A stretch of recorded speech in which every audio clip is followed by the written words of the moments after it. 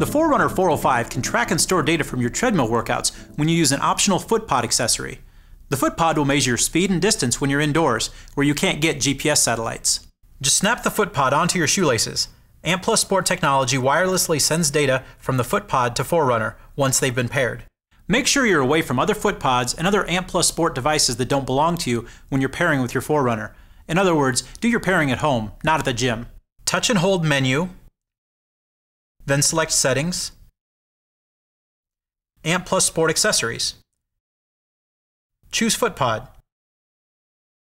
then select Enabled and Yes.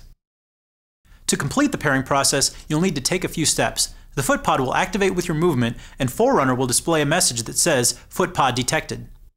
Calibrating your footpod is optional and can improve accuracy. You can calibrate by distance, using the inside lane of a track, or by GPS. To set up Forerunner to calibrate by distance, touch and hold menu, select Settings, Ant Plus Sport, Accessories, Footpod, Calibrate, Distance. Select a distance. Press Start to begin recording, run or walk the distance, then press Stop.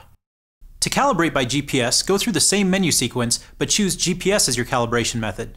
Press Start, and then run or walk about 1,000 meters. Forerunner will let you know when you've traveled far enough.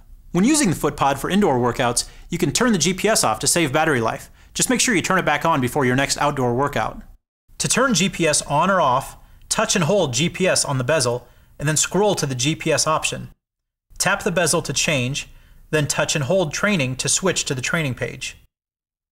Press Start and take off.